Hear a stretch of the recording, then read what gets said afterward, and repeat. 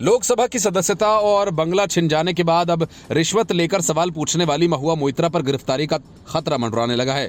CBI ने इस मामले में अपनी जांच तेज कर दी है और उसने सबसे पहले जयनंद देहदराई को पूछताछ के लिए तलब किया, जिसने ही महुआ मोइत्रा के सारे राज फाश किए थे। सीबीआई ने देहदराई को 25 जनवरी को प्राथमिक जांच के लिए पेश होने को कहा है।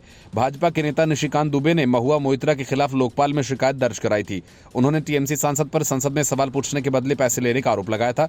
इतना ही नहीं, उन्होंने मोइत्रा पर आर्थिक लाभ के लिए राष्ट्रीय सुरक्षा के साथ खिलवाड़ करने की आरोप भी लगाए। टीएमसी नेता के खिलाफ लोकपाल की तरफ से शिकायत करने के बाद सीबीआई ने प्राथमिक जांच की शुरुआत की थी। मोइत्रा पर पहले ही लोकसभा की आचार समिति ने जांच बिठाई थी और इसी मामले में सीबीआई की तरफ से प्राथमिक जांच शुरू की गई है, जिससे आरोपों की सत्यता को प्रमाणित किया जा सके और देखा जाए कि आरोप पूर्ण रूप से जांच योग्य हैं या नहीं। अगर मामला प्रथम दृष्टया सबूत पाकर जांच योग्य लगता है तो सीबीआई इस मामले में एफआईआर दर्ज कर सकती है। महुआ मोइत्रा पर कारोबारी दर्शन हीरानंदानी से उपहार लेने और उसके साथ संसद की वेबसाइट की यूजर आईडी और पासवर्ड साझा करने का आरोप है और इसे लेकर पिछले साल 8 दिसंबर को अनैतिक आचरण का उन्हें दोषी ठहराया गया और लोकसभा से निष्कासित कर दिया गया था। देहदराई ने ही सीबीआई और भाजपा सांसद निशिकांत दुबे को पत्र लिखकर महुआ मोइत्रा की शिकायत की थी।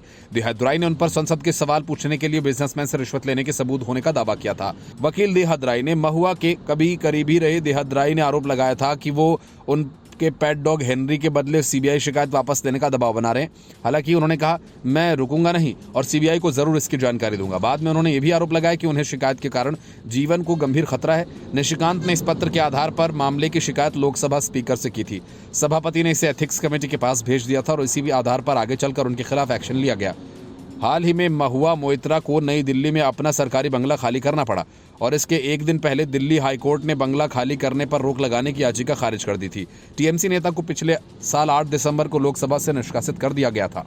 उन्हें बंगले का आवंटन रद्द किए जाने के बाद 7 जनवरी तक बंगला खाली करने के लिए कहा गया था। संपदा निदेशालय ने 8 जनवरी को एक नोटिस जारी कर उनके 3 दिन के भीतर जवाब मांगा। सरकारी बंगला खाली क्यों नहीं किया गया, इस पर सवाल किया। 12 जनवरी को उन्हें एक फिर नोटिस भेजा गया था। Bureau report, news of India.